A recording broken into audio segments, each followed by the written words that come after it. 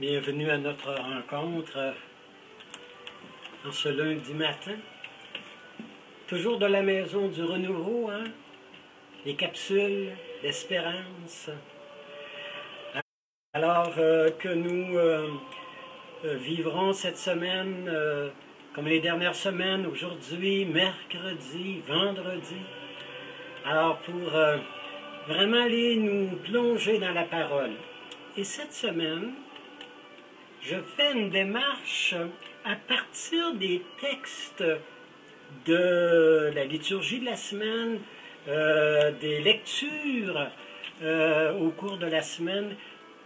Toutes les lectures, la première lecture est sur le prophète Élie dans son cheminement, dans sa façon de faire, dans le temps où il a vécu. Et ça se pourrait que ce soit éclairant pour notre temps, en ce temps que nous traversons actuellement sur la planète. Alors, on dirait qu'il y a des ressemblances, on dirait qu'il y a de la... ça nous parle. Alors, après cette rencontre aujourd'hui, sur un petit peu une retraite forcée, une sorte de retraite, alors que Élie a dû vivre. Et mercredi, nous verrons un peu sa dépression, comment il est entré en dépression profonde, hein, et comment il a été sorti de cette sorte d'enfer intérieur qui traversait ce noir, comment il est rentré dans la lumière. Et vendredi, nous verrons comment est-ce que Dieu peut nous rejoindre comme Élie, pas surtout à travers des tempêtes puis des bourrasques de vent, de crise, mais à travers le silence, à travers dans le cœur. Ce matin, dans la démarche qu'on fait, alors c'est l'histoire du prophète Élie qui, à un moment donné, se lève et il surgit comme ça, là. Alors, qui va prédire une pluie, qui va prédire un désastre dans le pays, c'est comme une sorte de pandémie qui est arrivée de ce temps-là. Alors, une sorte de virus qui a attaqué, qui s'en est pris aux habitants du pays. Et Dieu va dire à Élie, là, tu t'en vas et tu prends ta retraite, là. Alors, tu vas faire une bonne retraite et puis je vais te parler au cœur et je vais te faire voir le chemin à prendre dans ta démarche. Vous pouvez prendre la parole de Dieu d'aujourd'hui dans le Préon en Église. Alors, c'est ce récit-là que je prends. Vous pouvez aussi aller le chercher directement dans la Bible. C'est au premier livre des Rois, au chapitre 17, alors, et versets 7 à 13. C'est vraiment une histoire je dirais, qui est d'aujourd'hui. Alors, c'est la parole du Seigneur là, qui est adressée à Jérémie, à Élie. Et là, je pense que ma référence, c'est plutôt le livre des Rois, premier, chapitre 17, 1 à 16. À 6 d'abord, et ensuite 7 à 13. En ces jours-là, le prophète Élie, de la population de Gad, dit au roi Akab, « Par le Seigneur qui est vivant, le Dieu d'Israël au service duquel je suis, il n'y aura ces années ici, dans le pays, ni rosée, ni pluie, à moins que j'en donne l'ordre. » La parole du Seigneur lui fut adressée à Élie. Va-t'en, Va-t'en d'ici, dirige-toi vers l'Orient, cache-toi dans un ravin de Kérit à l'est du Jourdain. Là, tu pourras boire au torrent, et j'ai donné au corbeau ordre de te ravitailler là-bas. Il y partit donc et agit selon la parole du Seigneur. Il s'en alla habiter dans le ravin de Kéride, à l'est du Jourdain. Les corbeaux lui apportaient le pain, de la viande, chaque matin, du pain et de la viande le soir, et il buvait au torrent. Et au bout de certain temps, le torrent fut à sec, car il n'y avait pas de pluie dans le pays. Assez bouleversant, hein? Alors, je ne sais pas si vous avez remarqué, Élie, on n'a pas la description du moment où il a été appelé comme prophète. Et là, il apparaît sans trop avoir été annoncé, il apparaît vraiment là, et là, il arrive comme à l'improviste, là. Vous savez, alors, il arrive comme un cheveu sur la soupe. Alors, et avec une voix menaçante, là, vous savez, alors, il menace, alors, il dit, il n'y aura pas de pluie dans le pays, jusqu'à temps que je ferai pas descendre la pluie sur le pays. Pour qui il se prend?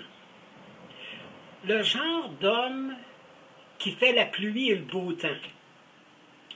Le genre de personne, là, vous savez, qui pense que c'est lui qui a le contrôle, que c'est lui qui va tout décider, c'est lui qui va tout programmer. Vous savez, ce genre de penser qu'on a le pouvoir sur tout. Vous voyez un petit peu ce qui arrive sur notre planète actuellement. La nature est en train de nous dire que si on ne la respecte pas, et si on ne tient pas compte de certaines lois, de certains... et qu'on n'a pas l'amour de cette nature, et qu'on ne veille pas bien sur cette nature-là, à un moment donné, là, de vouloir faire la pluie puis le beau temps, puis de vouloir tout contrôler, puis avoir le pouvoir, et de vouloir exploiter la terre, exploiter les ressources naturelles, on en vient à détruire notre planète, on en vient à mettre tout à l'envers. Élie, quand il dit il n'y aura pas de pluie, puis il n'y aura pas de rosée dans le pays jusqu'à temps que je leur donne. C'est vraiment le contrôle, hein? Je ne sais pas. Alors, ça n'allait pas bien dans le pays là, quand Élie est arrivé. Alors, un roi, Akaz, vous savez, qui n'avait pas de... c'était l'épouse Jézabel qui contrôlait le pays. C'était la matrone, la patronne.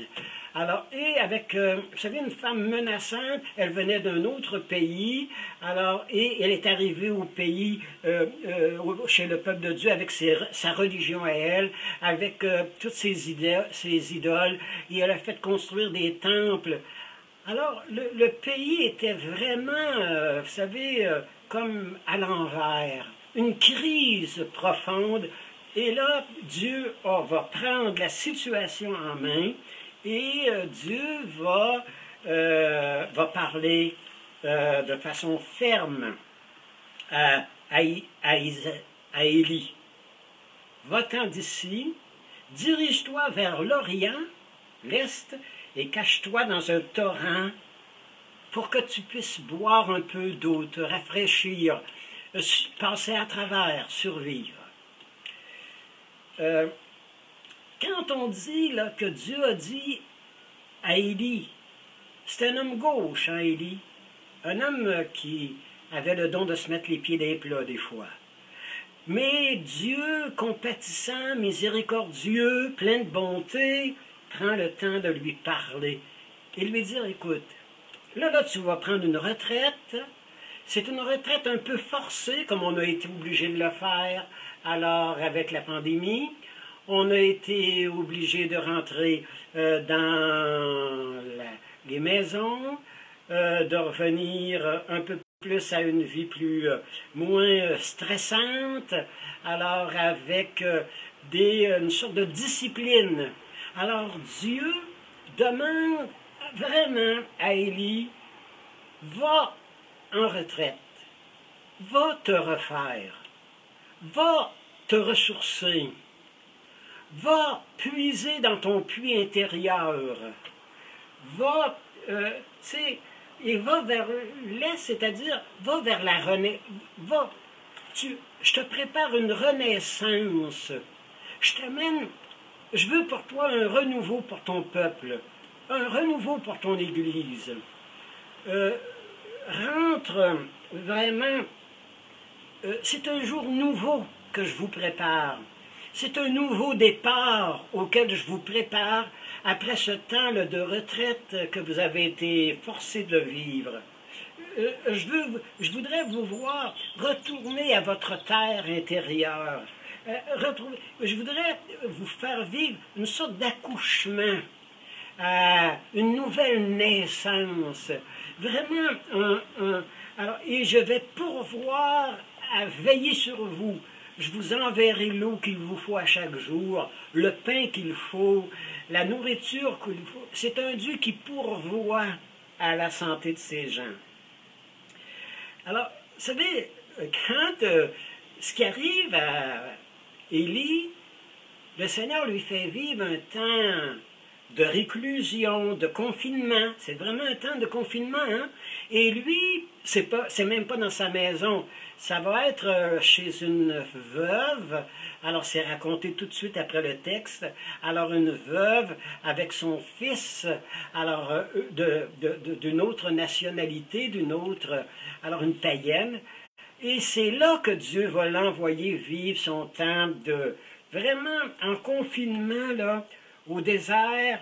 C'est comme si le Seigneur voulait lui faire faire un cours 101, un noviciat, un cours de rattrapage pour des déficients, une cure de rajeunissement, une sorte de transfusion de sang, une sorte de transplantation de reins. Il y a besoin d'un esprit nouveau. On a besoin de se retrouver. On a besoin d'un nouveau commencement. On a besoin de remettre les choses, les pendules à l'heure dans notre vie. Alors, et ce pays-là, vous savez, il était vraiment... Alors, tout était dans l'économie, et il y avait une armée, vous savez, et pour faire vivre l'armée et pour entretenir la guerre, les pauvres étaient exploités, et les petits étaient vraiment, mais vraiment écrasés par les puissances. La parole de Dieu, elle nous fait comprendre là, que Dieu est en train de préparer des gens qui vont faire du nouveau avec notre monde, qui vont faire que les choses vont revenir à l'ordre. Il y a un désordre là, hein? Il y a vraiment un désordre dans le monde, et le Seigneur va dire vraiment à Élie, je vais rebâtir, et je vais te donner à chaque jour le pain qu'il te faut. Je vais te donner à chaque jour la nourriture qu'il te faut. Je vais te donner à chaque jour la provision d'espérance pour refaire tes forces, pour déployer tes ailes, pour retourner à d'autres façons de vivre, où il y a plus de partage, où il y a plus de communion entre les personnes, où il y a plus d'entraide, de solidarité. C'est à ça que nous sommes invités là. Alors, et vous savez, ce qu'il y a de merveilleux, le Seigneur l'a envoyé faire un temps là, vraiment un temps chez une veuve étrangère, alors qui était très, très, très pauvre. Et il va lui dire, en arrivant chez elle, « Est-ce que tu pourrais me faire du pain? » Il va lui demander, « Est-ce que tu pourrais aller me chercher de l'eau? Est-ce que tu pourrais me faire un peu de nourriture, de la galette? » Et elle dit, « Je suis pauvre et j'ai juste ce qu'il me faut pour vivre. Et mon enfant, on va mourir nous autres si on n'a pas de pain. » Et elle va vraiment se donner. C'est toute l'image là, que dans le temps qu'on est en train de vivre, il y a tellement eu de générosité qui nous est venue des plus petits, qui nous est venue même de personnes étrangères, alors qui sont venus donner un coup de main. Des gens qui ont vraiment mis la main à la pâte et qui se sont entraidés et qui ont fait des miracles. Hein? Et le Seigneur dit une très, très belle pensée dans cette situation. Alors le Seigneur dit à Élie, « Vase de farine ne s'épuisera pas. » Tu vas donner ta farine, tu vas donner ta nourriture, tu vas donner ton temps. Tu ne manqueras de rien. Je vais te refaire tes forces. Vase de farine ne s'épuisera pas et l'huile dans ta lampe ne s'éteindra pas. C'est la promesse que le Seigneur nous dit. Donne, partage, va vers ceux qui sont dans le besoin. Tu vas recevoir d'eux. Les pauvres nous évangélisent. Les petits, les enfants peuvent tellement nous en apprendre. Il faut tellement être à l'écoute de ce qui nous vient de... Alors le Seigneur qui dit à Élie, tu vas être dans la sécheresse. Hein? Alors l'eau va s'épuiser là. Alors, mais on a trop exploité la nature. Alors tu vas connaître l'épuisement. Mais je vais envoyer des corbeaux pour te nourrir. Il y a eu beaucoup de corbeaux, hein, de gens, d'oiseaux, d'anges, de gens bienveillants, alors qui sont venus aider ceux qui étaient en plus grande détresse, comme dans les centres de personnes âgées. Mais c'est nous qui, en allant vers les gens qui sont dans le besoin, c'est nous qui sommes transformés. C'est nous qui pouvons recevoir. Et on va demander vraiment d'être capable de recevoir, alors d'accueillir ce don-là. Et je nous laisse avec une belle pensée de François Charagnon. Si un ange venait visiter mon jardin intérieur ces temps-ci, dans les moments difficiles que nous sommes en train de traverser, si un ange venait visiter mon jardin et me demandait quel cadeau je souhaiterais recevoir ces temps-ci, dans les temps particuliers qu'on est en train de vivre, j'essaierais de lui dire mon vœu le plus cher. Ce que je demanderais, là, ce ne sont pas les fruits, mais les semences. Ce que je demanderais, ce sont des graines d'émerveillement. Et je voudrais tellement que le jardinier en sème en abondance dans mon jardin intérieur et que ces semences envahissent mon jardin. Je voudrais tellement qu'il sème en moi des désirs à ne pas savoir quoi en faire, des attentes de solidarité, de collaboration, de fraternité, là, comme on n'a jamais vu. Je voudrais qu'il y ait des élans de réconciliation, de pardon. Je lui demanderais à l'ange, au jardinier, d'avoir une audace, de faire des folies, inventer là, du neuf pour les temps que nous sommes en train de vivre. Oui, dit l'auteur, je veux garder intacte toute la palpitation de la vie, que les choses ne soient pas écrites d'avance, mais qu'on les écrive au jour le jour. Et que ce qui nous est donné ne soit pas des choses toutes faites d'avance, mais qu'on y participe, qu'on le bâtisse, qu'on l'invente. Notre jardin intérieur, les merveilles, des semences d'émerveillement.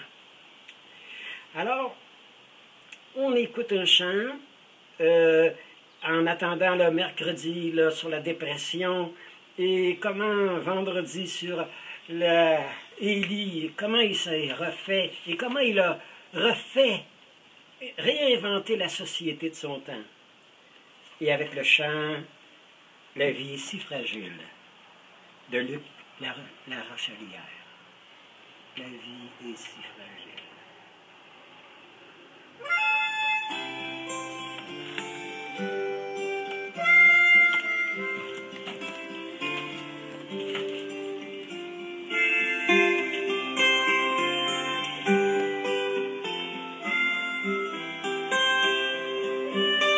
On ne choisit pas toujours la route, ni même le moment du départ. On n'efface pas toujours le doute, la vieille peur d'être en retard. Et la vie est si fragile.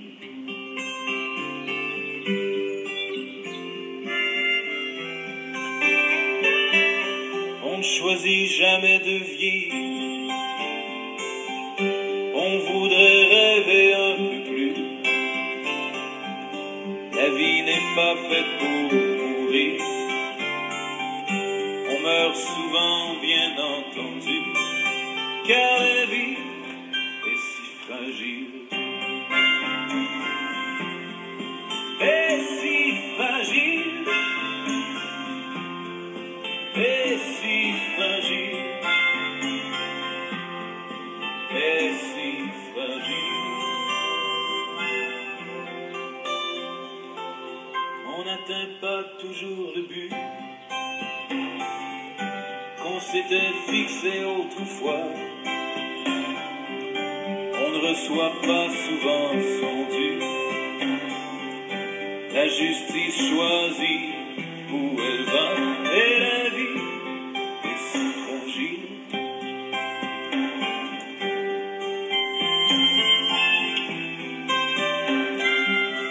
On est seulement ce que l'on peut, on est rarement ce que l'on croit. Sitôt on se pense Dieu,